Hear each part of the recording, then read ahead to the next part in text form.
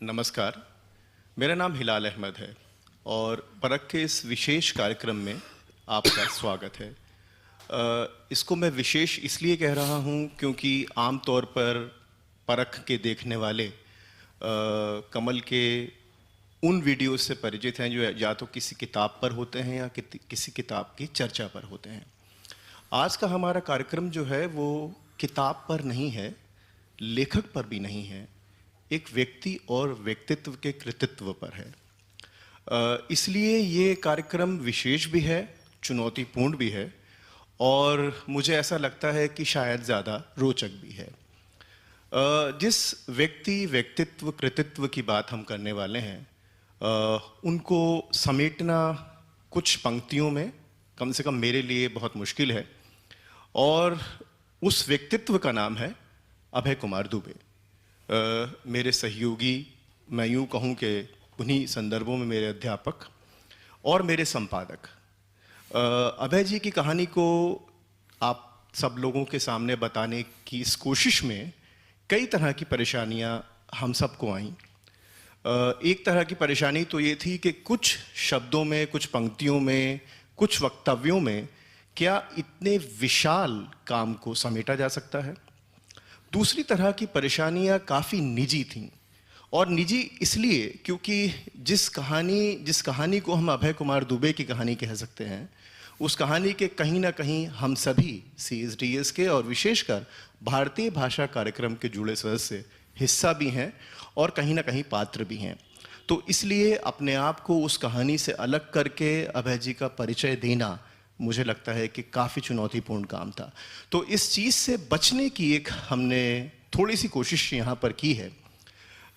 इस बातचीत को हमने 4-5 हिस्सों में बांटा है, लेकिन उससे पहले क्योंकि एक औपचारिकता है कि जिस व्यक्तित्व के बारे में हम बात कर रहे हैं उसके बारे में कुछ ऐसे शब्द कहे जाएं जो कि उस सब को समेट लें, उसको जज्ब कर लें और जो लोग शायद अभय जी को टीवी पर जानते हैं या उनको पढ़ा है, देखा है, उनको कैसे बताएं कि अभय दुबे कौन है। मेरी रुचि फिल्मों में है और अगर मैं ये कहूँ कि अभय दुबे हमारी एकेडमिक दुनिया के देवानंद हैं तो उसमें अतिशयोक्ति नहीं होगी, क्योंकि वो सदाबहार हैं और अपने आप के बारे में भी वो एक बात कहते हैं कि मैंने अपने आप को कई बार रीइन्वेंट किया है, पुनर्स्थापित किया है।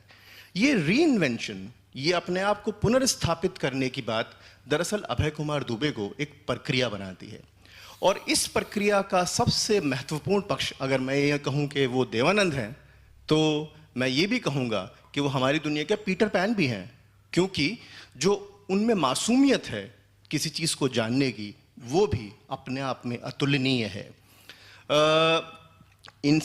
ये दो जो प्रतीक हैं, देवानंद का प्रतीक और पीटर पैन का प्रतीक, मुझे लगता है कि ये मेरी अपनी निजी राय है कि वो जो उनकी मानसिक और बौद्धिक जो प्रक्रियाएं हैं उनको समेटता है। इसी चीज़ को थोड़ा सा व्यवस्थित करने के लिए हमने इस बातचीत को कुछ इस तरह से बांटा है। बातचीत के 5 हिस्से हैं। पहले हिस्से में हम कोशिश करेंगे कि अभय जी के आरंभिक जीवन और विशेषकर उनके रुझानों, बौद्धिक रुझानों पर बात करें। दूसरे हिस्से में हम उनके राजनीतिक जीवन पर बात करें और हमको ये याद रखना चाहिए कि अभय जी के लिए बौद्धिक काम और राजनीतिक काम में बहुत अंतर नहीं रहा है। तो ये बहुत दिलचस्प होगा दूसरे हिस्से में इस बात को जानना कि दरअसल उनकी बौद्धिकता की राजनीति क्या है, क्या रही है और आज वो उसको किस नज़र से देखते हैं। तीसरा हिस्सा इसी बौद्धिक सक्रियता के विभिन्न आयामों पर होगा, जिसमें हम उनके द्वारा रचित विभिन्न रचनाओं में जो तर्क दिए गए हैं उनसे रूबरू होंगे, चाहे वो सामाजिक न्याय के तर्क हों, चाहे वो सेकुलरवाद पर उनका एक स्टैंड हो, चाहे वो स्त्रीवाद और हिंदी को लेकर उनकी मान्यताएं हों। चौथा खंड जो है वो अभय जी के जीवन का एक बड़ा महत्वपूर्ण खंड है और जैसा मैंने कहा कि उसके कहीं ना कहीं पर हम सभी भारतीय भाषा कार्यक्रम के लोग उसका हिस्सा है, पात्र है, और वो है हिंदी में समाज विज्ञान करना। और पांचवा हिस्सा अभय जी का वो हिस्सा है जो कि शायद सबसे ज़्यादा सार्वजनिक है। वो एक पब्लिक इंटेलेक्चुअल हैं, एक जन बुद्धिजीवी हैं। तो अभय दुबे अपने आप को, और वो अक्सर ये बात कहते हैं कि अभिव्यक्ति का कोई मौका छूटना नहीं चाहिए। तो क्या उनकी अभिव्यक्तियां रही हैं? उन अभिव्यक्तियों को करते समय जिन संदर्भों के अंदर वह अभिव्यक्तियां की गई हैं, उनको लेकर वो क्या सोचते हैं? और सबसे महत्वपूर्ण बात कि क्या उन अभिव्यक्तियों के साथ जब वो आगे बढ़े तो पीछे की अपनी मान्यताओं को कैसे देखते रहे हैं। ये हमारा कार्यक्रम का पूरा जो रूपरेखा मैंने आपके सामने प्रस्तुत की। बिना किसी विलंब के मैं इस बातचीत को शुरू करता हूं। और शुरुआत में अभय भाई आपका बहुत बहुत स्वागत है। बहुत मुश्किल है औपचारिक होना, इसलिए अनौपचारिक बातों से ही बातचीत की शुरुआत करें।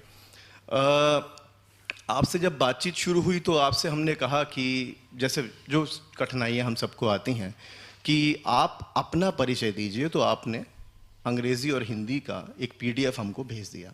उसको मैंने 2-3 बार पढ़ा, और 2-3 बार पढ़ने के बाद में ये लगा कि एक ज़माने में संक्षिप्त इंटरव्यू टाइप का होता था, ये उसका एक जवाब है। लेकिन इसमें बहुत कुछ ऐसी चीज़ें हैं जो कि आपने बहुत, मैं ये कहूँगा कि पासिंग रेफरेंस में कह दी हैं। उनमें बहुत सारी चीज़ें ऐसी हैं जिन पर कि बात होनी चाहिए। आपको लोग हिंदी और हिंदी में काम करने वाले व्यक्ति के रूप में जानते हैं, लेकिन जो आपके एकेडमिक काम से परिचित हैं वो शायद ये नहीं जानते कि शायद BA के बाद आपने विश्वविद्यालय नहीं देखा। हिंदी और अंग्रेज़ी की इस दुविधा में शिक्षा को लेकर और अपने आप जो ट्राई एंड एरर वाली जो आपकी पद्धति है उसको लेकर आप जब वापस लौटते हैं अपनी शुरुआत में, तो आखिर वो कौन सी चीज़ें हैं, वो कौन से रुझान हैं जो आपको इतना प्रेरित करते हैं कि आप हर बार अपने आप को पुनर्स्थापित करने के लिए एक फील्ड छोड़कर दूसरे फील्ड में जाते हैं? सबसे पहले तो मैं अपने सभी साथियों के प्रति एक हार्दिक रूप से कृतज्ञ हूँ कि उन्होंने इतना समय निकाला और इस तरह का आयोजन किया, जिसकी मैंने कल्पना भी नहीं की थी कि हाँ इस तरह का आयोजन होगा और इस तरह से बहुत तैयारी के साथ में 5 हिस्सों में बांट के सवाल पूछे जाएंगे। मेरे दिमाग में तो कुछ इस तरह की बात थी कि आजकल जो मैं हिंदी और उपनिवेशवाद और भाषा और उपनिवेशवाद की भाषाई विचारधारा के बारे में जो लिख पढ़ रहा हूँ, शायद उसके बारे में ज़्यादा चर्चाएं होंगी और कुछ एक बातें मेरे बारे में भी होंगी। लेकिन आप लोगों का आयोजन तो बहुत मैं कहूँगा सुव्यवस्थित किस्म का है। बहरहाल अब तो मैं आपके हवाले हूँ, तो आप जैसे जैसे कहेंगे उस तरह मैं करूँगा। हिलाल ने जो सवाल पूछा है वो बहुत ही दिलचस्प सवाल है और कठिन सवाल है। एक तरह से जितने भी सवाल आप पूछने वाले हैं, मेरा अंदाज़ है कि सारे सवाल मेरे लिए बहुत ही कठिन साबित होंगे, क्योंकि मैंने कभी भी किसी भी सार्वजनिक मंच से अपने बारे में कभी भी एक भी शब्द नहीं बोला है, और जो लिखा भी है वो बहुत मजबूरी में, किसी ने बहुत जोर डाला, किसी को कहीं कुछ छापना था। जैसे जो आपको हिंदी में लिख के मैंने भेजा था, वो एक तरह से कोई लेखकों के बारे में कोई एक डेटाबेस बनाया जा रहा था, तो उसमें लिखवाया गया था, तो उसमें मैंने लिख के भेज दिया था। एक बार एक फेलोशिप के लिए मैंने आवेदन किया था, तो उन्होंने एक सेल्फ ऐसे मुझसे लिखवाया। उसको लिखने में मुझे बहुत उलझन हुई। आपके मैं काफ़ी किसी भी विषय पे बहुत जल्दी जल्दी अपनी बातें लिख लेता हूँ, लेकिन अपने बारे में लिखने में मुझे बहुत दिक्कत हुई। तो मुझे कुछ अनोख भी लग रहा है, लेकिन फिर भी मैं कोशिश करूँगा। हिलाल ने जो सवाल पूछा है उसके बारे में मैं ये कहूँगा कि ये शिक्षा के बारे में मेरा जो रवैया रहा है वो बहुत कुछ मेरे पिता के रवैये से मिलता है। इस तरह से मैं देखा जाए तो मैं इस मामले में अपने पिता का बिल्कुल एकदम बेटा हूँ। मेरे पिता की शिक्षा भी इसी प्रकार हुई थी। मैं एक बहुत छोटे से शहर, उत्तर प्रदेश के छोटे से शहर इटावा का रहने वाला हूँ, और मेरे पिता के पिता यानी मेरे बाबा जो थे वो पूड़ी बनाने की दुकान चलाते थे। वो पूड़ियाँ बनाते थे और उनकी बनाई हुई देसी घी की पूड़ियाँ दूर दूर तक मशहूर थीं। लोग पूड़ियाँ बनाने आते थे। तो पैतृक रूप से मेरे पिता को भी वही काम करना चाहिए था, और उन्होंने बिल्कुल बचपन में कुछ दिन वो काम किया भी, कढ़ाइयों को साफ़ करना और बाज़ार से सब्ज़ी खरीद के लाना वगैरह वगैरह, सब्ज़ी काटना, आलू काटना, टमाटर काटना। लेकिन जल्दी ही वो उससे उकता गए और वो अपना संतोष व्यक्त करते हुए घर छोड़ कर चले गए। इसको घर से भाग जाना भी कहते हैं। और वो जगह जगह घूमते रहे, लखनऊ गए, दिल्ली गए, और फिर वो गांधी जी के असहयोग आंदोलन में शामिल हो गए और जेल चले गए, और स्वतंत्रता संग्राम सेनानी के तौर पे उनकी यात्रा हुई। तो उनकी जो पढ़ाई लिखाई, शिक्षा दीक्षा हुई, वो कांग्रेस के कार्यकर्ता के रूप में हुई और जेलों में हुई। जेलों में वो बहुत बड़ी बड़ी हस्तियों के संपर्क में आए और उन्होंने उनसे काफ़ी कुछ सीखा। तो व्यवस्थित रूप से उन्होंने कुछ नहीं पढ़ा, व्यवस्थित रूप से उनकी शिक्षा बहुत ही कम हुई थी। वो जितने दिन इटावा में रहे वो अपने बचपन में, व्यवस्थित शिक्षा उतनी हुई थी। लेकिन जब मैं आज उनके बारे में सोचता हूँ, मुझे लगता है कि वो तो बहुत ही ज़्यादा पढ़े लिखे आदमी थे। उनकी बहुत अच्छी अंग्रेज़ी थी, बहुत अच्छी उर्दू थी, हिंदी के तो वो पत्रकार और लेखक थे ही, बहुत ओजस्वी वक्ता थे, और बंगला भी जानते थे क्योंकि उन्होंने राष्ट्रीय आंदोलन के दौरान एक तरह से बंगला भी सीख ली थी। हमारे घर में उर्दू का अखबार आता था, वो नियमित रूप से हमारी अम्मा और हमारे पिता, जिनको मैं चाचा जी कहता था, वो लोग उर्दू का अखबार पढ़ते थे।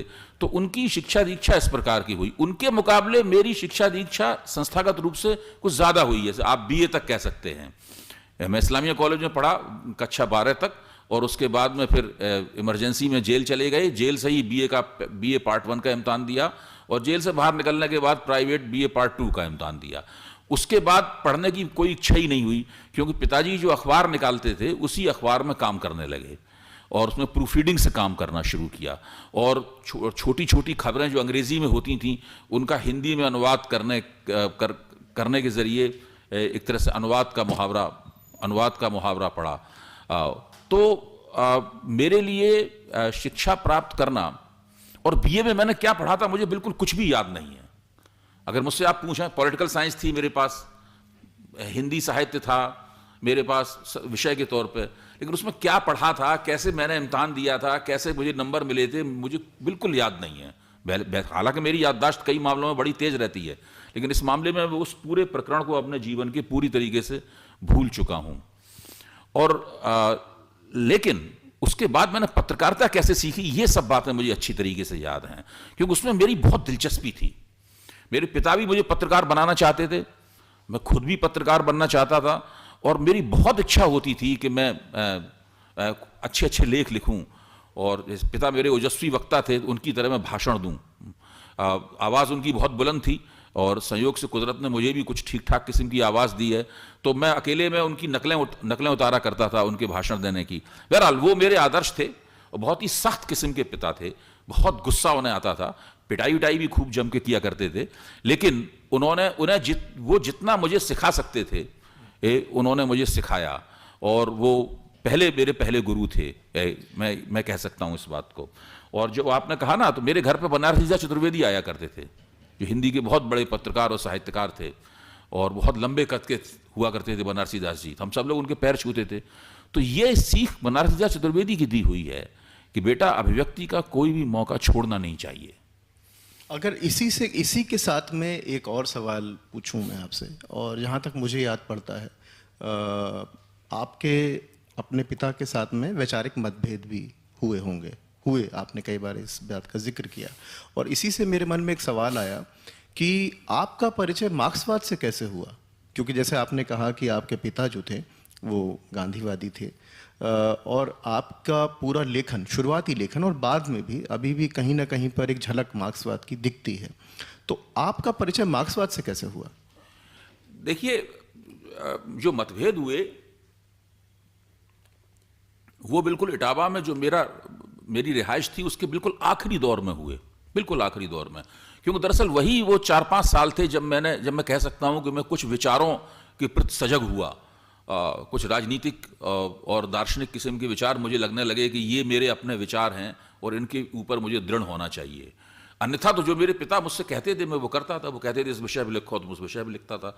वो कहते थे कि वहाँ चले जाओ, रिपोर्टिंग करो, ऐसा लिखो, इस विषय में संपादकीय लिखो, इस चीज़ का अनुवाद करो। तो जो वो कहते थे वो मैं करता था, क्योंकि वो मेरे नेता भी थे, मेरे गुरु भी थे और पिता भी थे।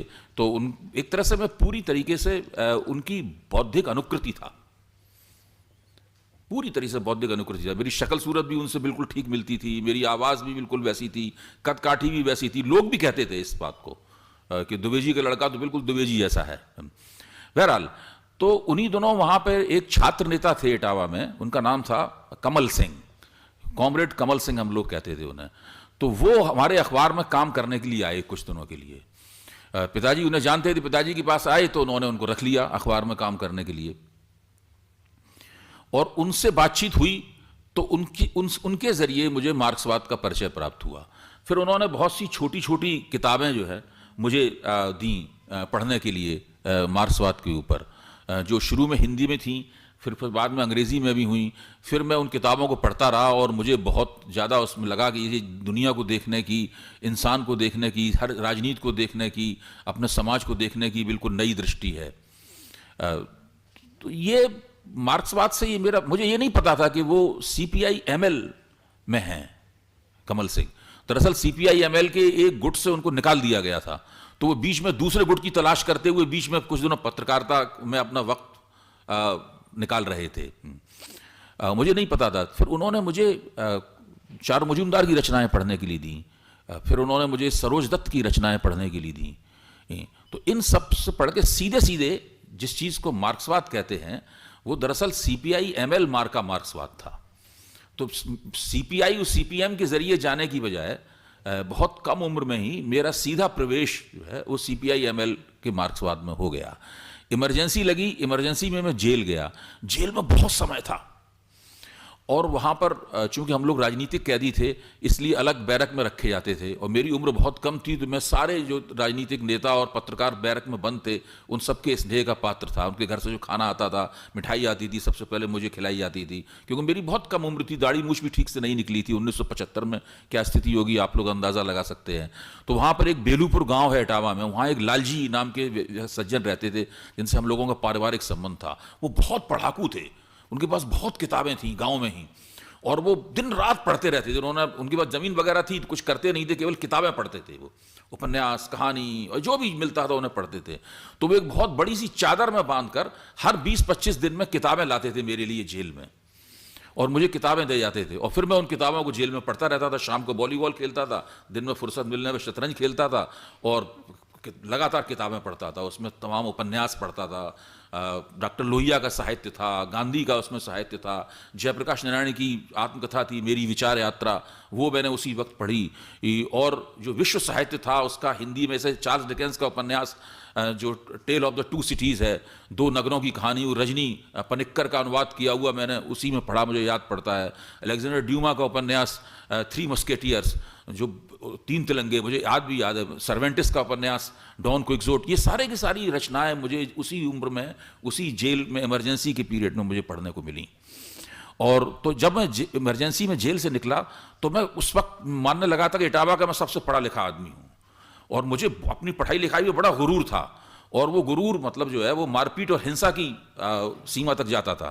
तो लोगों से जब बातचीत होती थी, बहस होती थी, और बहस में झगड़े हो जाते थे अक्सर, और मुझे अच्छी तरह याद है उसमें कई बार तमाचेबाजी भी हो जाती थी बहस में।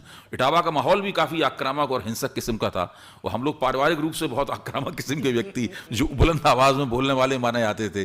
तो इस तरह से उस वक्त जो शुरुआती बौद्धिक जीवन था, और मेरा मानना था कि मैंने सारा लोहियावाद पढ़ लिया, हालांकि ऐसी बात थी नहीं, ये सब मुगालता था। मुझे लगता था कि मैंने मार्क्सवाद, माओवाद वगैरह सब पे मेरी पूरी तरह अथॉरिटी बन चुकी है, और मैं हर सवाल का जवाब दे सकता हूँ, हर चीज़, हर बात मुझे आती है। ये बात सही है कि मैंने उस 19 महीने की अवधि में बहुत ज़्यादा पढ़ा था, दिन रात पढ़ा था, लेकिन जो मेरी दावेदारियाँ थीं वो तो बहुत ही खोखली थीं, और लेकिन वो बहुत, आज मैं सोचता हूँ तो बड़ी वो सुखद किस्म की दावेदारियाँ भी थीं। और आजकल के बहुत से विद्वान जिस सुखद स्थिति में रहते हैं, उस सुखद स्थिति में उस वक्त में रहता था कि मुझे बहुत कुछ पता है और सामने वाले को कुछ नहीं पता है, उसे मेरे मुंह से निकलते ही मेरी बात मान लेनी चाहिए। अभय भाई, इस बात पर दोबारा लौटें जी। कि जब आप जेल से निकले तो उस समय तक आपका परिचय मार्क्सवाद से हो चुका था, एक खास किस्म के मार्क्सवाद से आपका परिचय हो चुका था।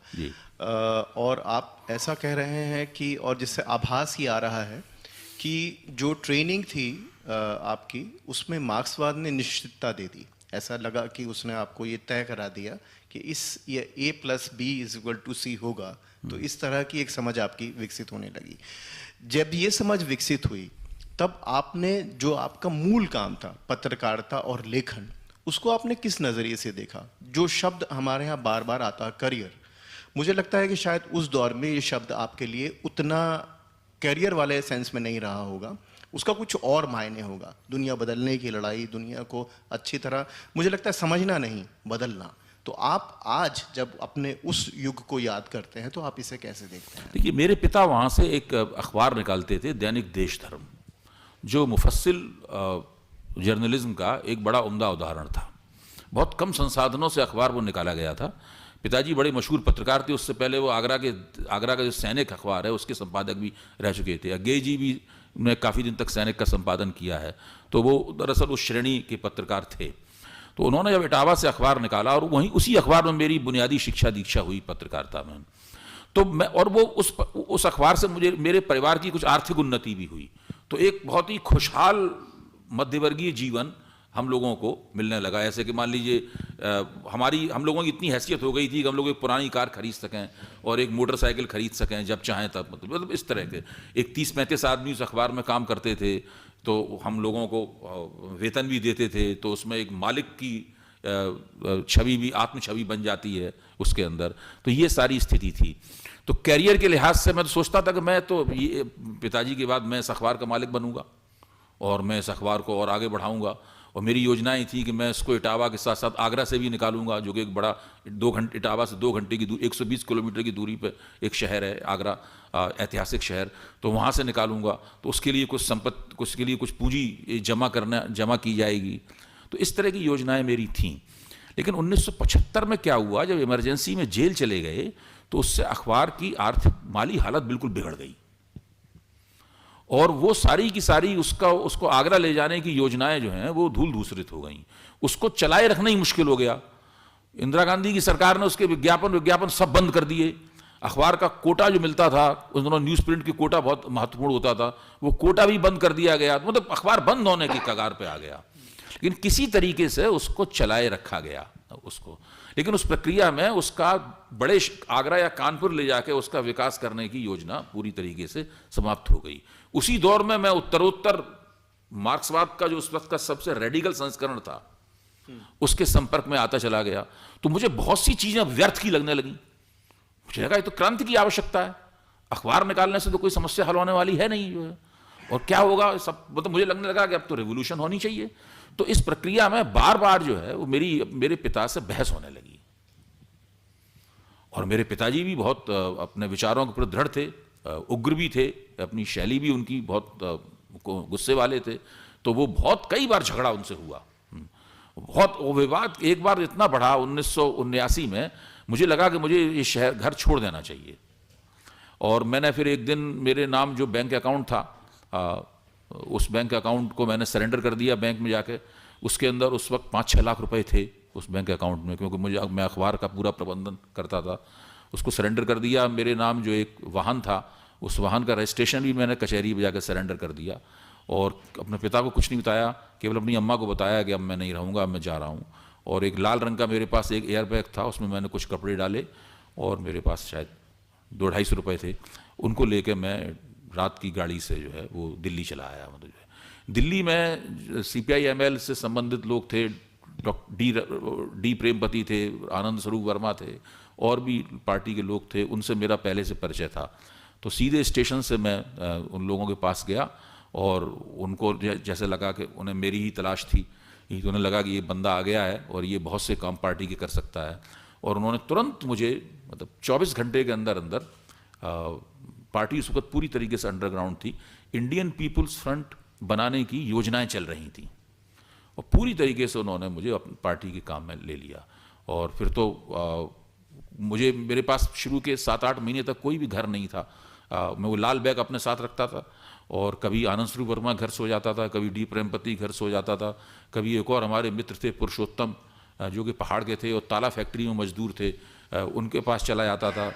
कभी और एक चमड़े का काम, मोची का काम करते थे रामलाल जी, तो वो करोल बाग में वो फुटपाथ पे बैठ के जूते बनाते थे, हैं, तो उनके घर चला जाता था। तो इस तरीके फिर या पार्टी कह देती थी तो यात्रा करके बिहार चले जाते थे या कलकत्ता चले जाते थे। तो मतलब वो शुरुआती पूरा जो जीवन था वो इसी तरीके से गुजरा। और मुझे न पैसे की ज़रूरत महसूस होती थी, ना मुझे कपड़ों की ज़रूरत महसूस होती थी, और इस काम को करने में मुझे किसी किस्म की कोई शारीरिक तकलीफ भी नहीं होती थी।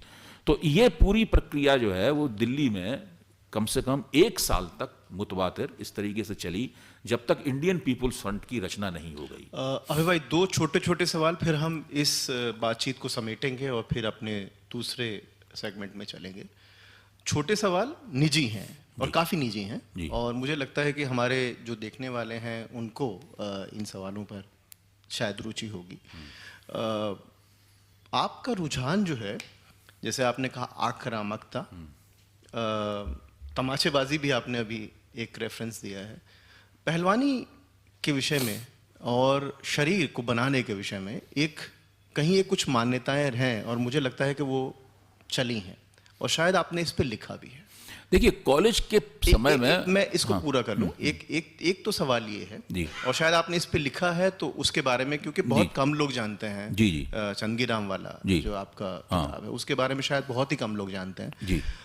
एक तो ये, दूसरी चीज़ ये है, और ये थोड़ा सा अलग हट के सवाल है, कि क्या आपको लगता है कि जो सांस्कृतिक पूंजी आपके पास थी, आपके लिए फैसले लेना आसान था? आप एक संपन्न परिवार से आ रहे थे, तो क्या एक ऐसे छोटे शहर में, इटावा जैसे, कोई व्यक्ति जो कि जिसके पास वो सांस्कृतिक पूंजी ना हो, क्या वो सपना देख सकता था उस समय में दुनिया बदलने का?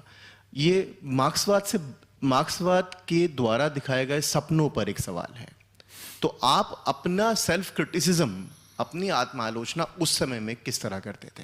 फिर हम इसको यहाँ रोकेंगे, दूसरे सेगमेंट में चलेंगे। जब मैं कॉलेज में पढ़ता था तो मैं फुटबॉल खेलता था। फुटबॉल मुझे बहुत अच्छी लगती थी, और मैं कॉलेज की टीम में भी था, और फुटबॉल काफ़ी दिनों तक मैं खेला, और मैं मानता था कि मैं फुटबॉल का अच्छा खिलाड़ी हूँ, और शरीर से मजबूत था कुदरतन, तो खूब तेज भागते थे, तो अच्छी फुटबॉल खेलते थे। फुटबॉल खेलने के दौरान कुछ चोटें वगैरह भी लगी, लेकिन अगर मेरे मन में लगता था कि शायद मैं फुटबॉल का एक खिलाड़ी भी बन सकता हूँ, लेकिन स्पोर्ट्स में करियर बनाने की कोई गुंजाइश वहाँ पे कोई गुंजाइश नहीं थी, और खेलों में मेरी बहुत रुचि थी। इसी तरह से जब शहर में सालाना दंगल होता था, तो मैं नियमित रूप से, बिल्कुल पत्रकार होने के नाते, मुझे पास ही मिल जाते थे, आगे बैठ के मैं दंगल देखता था। पहलवानों से बात करना, उनके बारे में जानना, उनकी जीवन शैली के बारे में जानना, इन सब में मुझे बहुत रुचि थी, और मैं उसकी बाकायदा अखबार में रिपोर्टिंग भी किया करता था। तो चंदगीराम उन दोनों इटावा आए, जब वो भारत केसरी थे, मेहरदीन को हरा के भारत केसरी हुए थे, तो उनका व्यक्तित्व तो बहुत भव्य था। हम सब लोगों को वो बहुत सुंदर व्यक्ति लगे, बहुत एक लंबे कद का व्यक्ति, और बहुत विनम्र भी थे वो चंदगीराम, बहुत विनम्र थे, और उनको देख के लगता था कि इस व्यक्ति को हरा पाना लगभग नामुमकिन है। बिल्कुल वो इनविजिबल, अपराजेय लगते थे चंदगीराम देखने में वो। और उन्हीं दिनों उन्होंने एक शायद एशियाई खेलों में गोल्ड मेडल भी जीता था चंदगीराम ने, तो मैंने उनसे वहाँ मिलकर एक इंटरव्यू भी लिया। और चंदगीराम बिल्कुल शाकाहारी थे, एक अलग तरह की जिंदगी जीने वाले पहलवान थे। उसके बाद मेहरदीन भी आए, जो चंदगीराम से हार जाते थे अक्सर कुश्ती में, और मेहरदीन से भी मैंने इंटरव्यू लिया। मैंने पाया है कि वो चंदगीराम के मुकाबले बहुत दैत्याकार थे देखने में, बड़ी बड़ी मूछें रखते थे। चंदगीराम क्लीन शेव रहते थे, लेकिन मेहरदीन भी बहुत विनम्र व्यक्ति थे। तो उन्होंने मुझे बताया, मैं आपको भी फार्मूला देता हूँ, उन्होंने कहा था कि जितनी गाजर खाओगे उतनी ताकत आएगी शरीर में। लोग समझते हैं कि मैं बहुत दूध पीता हूँ और बहुत गोश्त खाता हूँ, उन्होंने कहा गाजर में बहुत ताकत होती है, और मैं इतनी गाजर खाता हूँ। ये तो मुझे आज तक याद है, मतलब कि वो गाजर की महिमा मेहरदीन ने मुझे बताई थी। तो खेलों में मेरी रुचि थी, और पहलवानी में रुचि थी। पहलवानों की जो शक्तिशाली देह होती है, और साथ में उनकी जो विनम्रता होती है, मतलब जो है, वो दोनों बातें मुझे बहुत पसंद थी। लेकिन इससे ज़्यादा खेलों के साथ में या पहलवानी के साथ में कोई मेरा राबिता था नहीं। जहाँ तक शरीर की बात है, जो मेरा शरीर है वो कुदरत की देन है, मैंने इसमें कोई बहुत ज़्यादा योगदान नहीं किया है। मतलब कुछ है इस तरह का जो लेकिन वो मैंने अपनी तरफ से कोई विशेष इसमें योगदान नहीं किया है। ये बात सही है कि थोड़ी कोशिश करना कि आपका स्वास्थ्य ठीक रहे, ये सभी लोग करते हैं, वो मैंने ज़रूर की है। इसके अलावा और कुछ नहीं है। देखा जाए तो बदपरहेजी से मैंने उसको थोड़ा बिगाड़ा ही है। ये तो ये बात रही। जहाँ तक ये है कि जिसको आप सेल्फ क्रिटिसिज्म या आत्मालोचना कहते हैं, ये बात आपकी सही है कि मेरे लिए फैसले लेना आसान था, लेकिन इतना आसान भी नहीं था। बनी बनाई जिंदगी जिसमें किसी किस्म के पैसे की कोई दिक्कत नहीं है, आपकी सामाजिक प्रतिष्ठा भी है, राजनीतिक प्रतिष्ठा भी है, आपकी आत्म छवि एक छोटे अखबार के मालिक की छवि है, लोग आपकी बात मानते हैं, आप जाते हैं तो डिस्ट्रिक्ट मजिस्ट्रेट आपको मिलने का तुरंत टाइम देता है, मुलायम सिंह, सत्यदेव त्रिपाठी, राजनारायण जैसे नेता आपके घर पे आते जाते हैं। इस तरह का माहौल छोड़कर ये तय करना कि हम एक कम्युनिस्ट पार्टी, एक बहुत छोटी कम्युनिस्ट पार्टी जो दिल्ली में दोनों चमार पार्टी के नाम से जाना जाता था, उसका आपको होल टाइमर बनना है, इस प्रकार का तय करना सब लोगों की बस की बात नहीं होती है। मेरे ख्याल से लोग नहीं कर पाते हैं, लेकिन मैंने किया क्योंकि मुझे हमेशा लगता था कि मैं कुछ खास काम कर सकता हूँ। अपने ऊपर मुझे विश्वास था कि मैं जो, और ये लगातार रहा शुरू से। मेरे पिताजी ने मुझे बहुत कुछ सिखाया, जो दो बातें उन्होंने सिखाई जो मैं समझता हूँ कि श्रेय सिर्फ उन्हीं को जाता है। एक तो उन्होंने कहा कि परिश्रम बहुत करना चाहिए। जो लोग अध्यवसाय शब्द का इस्तेमाल करते थे कि जो लोग अध्यवसाय नहीं करते वो अपनी प्रतिभा का भी सदुपयोग नहीं कर सकते। वो कुछ ना वो अपने लिए हासिल कर पाते हैं, ना समाज के लिए हासिल कर पाते हैं। और कौशल के साथ श्रम करना, वो कभी भी कहते थे श्रम तो गधा भी करता है, लेकिन कौशल के साथ श्रम जो है मनुष्य करता है। तो वो बहुत ज़रूरी है। एक तो उन्होंने ये बात बताई, और दूसरी बात उन्होंने बताई कि बेटा अपनी धुनी रमाए बैठे रहो अपनी जगह पे, ज़्यादा इधर उधर मत जाओ, लोगों के पास मत जाओ कि हमें ये चाहिए वो चाहिए। अपना काम करते रहो, सारी चीज़ें धीरे धीरे जो आप चाहते हैं, देर भले हो सकती है लेकिन होगा वही जो आप चाहते हैं। अपनी धुनी रमाए बैठे रहो। तो दो चीज़ें मुझे याद हैं उनकी, और इनके ऊपर बाकायदा मैंने थोड़े बहुत हेर फेर के साथ लगातार अमल किया है। तो इसको आप आत्मालोचना कह रहे हैं, मुझे नहीं लगता कि वो निर्णय हमने लिया। मेरे लिए निर्णय लेना आसान भी था, क्योंकि सांस्कृतिक पूंजी इसको आप कह रहे हैं, वो मेरे पास बहुत अच्छी, वो श्रेय भी मेरे पिता को जाता है, मेरी माँ को जाता है। मेरी माँ भी अध्यापिका थी, तो वो उनको जाता है श्रेय। सांस्कृतिक पूंजी वो है, लेकिन वो सांस्कृतिक पूंजी तो मेरे परिवार में सभी को उपलब्ध थी।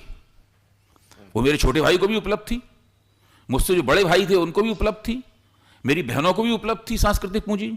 वो धन भी सबके लिए उपलब्ध था, यहां तक कि जो पूरा दुबे खानदान था सबके लिए सांस्कृतिक पूंजी उपलब्ध थी। जो उन्होंने अखबार निकाला था सबको उन्होंने निमंत्रित किया था कि आइए हमारे साथ जुड़ के काम कीजिए, मतलब जो है। लेकिन अपने पिताजी के पास जो बौद्धिकता थी और जो लेखन कला थी, जो उनकी वक्तृत्व कला थी, अगर उसको थोड़ा कुछ ग्रहण किया तो सिर्फ मैंने ग्रहण किया उस पूरे विशाल परिवार में से, मतलब जो है। बाकी और कोई उस सांस्कृतिक पूंजी का कोई लाभ नहीं उठा पाया। एक सवाल अगले सेगमेंट में हम लोग इसको डिटेल में ले सकते हैं। वो ये कि आपने कहा कि एक आपकी जो छोटी पार्टी थी उसको चमार पार्टी कहा जाता था, वो उससे बड़ा सवाल जुड़ जाता है। वो ये कि ये वामपंथी आंदोलन को फिर, है ना, जो कि जाति के सवाल को हमेशा इतना सीरियसली लेती आई थी कि उसकी आइडेंटिफिकेशन ही एक खास अनुसूचित जाति के साथ है दिल्ली में कम से कम। तो लेकिन क्या होता है कि बीएसपी जैसी पार्टी का उभार होता है और ये वामपंथी पार्टियां लगातार उस पीछे छूटती चली जाती हैं। पूरे उत्तर भारत या दीगर जगहों पर भी ये इतिहास दोहराया जाता है। तो इस पर आप अपने ऑब्जर्वेशन और टिप्पणियां देंगे तो बड़ा अच्छा रहेगा। अभय जी, मैं चाहता हूं कि आप थोड़ी रोशनी अपने माताजी के बारे में और माताजी का आप पर जिस तरह का प्रभाव बौद्धिक या आपके व्यक्तित्व पर पड़ा, उसके बारे में भी कुछ बताएं। बहुत अच्छा पूछा प्रभात आपने। मेरी माता का नाम रामवती दुबे था, और वो अपने शादी से पहले भी दुबे थी और शादी के बाद भी दुबे हुई। तो उनका शुरुआती जीवन बहुत ही दुखद बीता। मेरे पिता से उनकी दूसरी शादी हुई थी।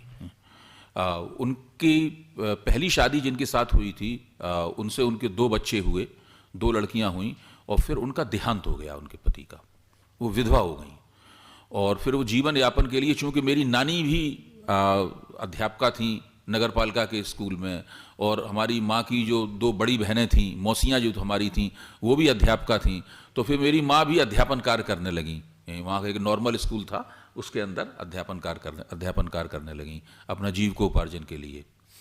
तो एक फिर उनकी मेरे पिता से मुलाकात हुई और उन दिनों विधवा विवाह करना ख़ासतौर से कान्यकुब्ज ब्राह्मणों में अपने आप में एक बहुत ही दिक्कत तलब काम था।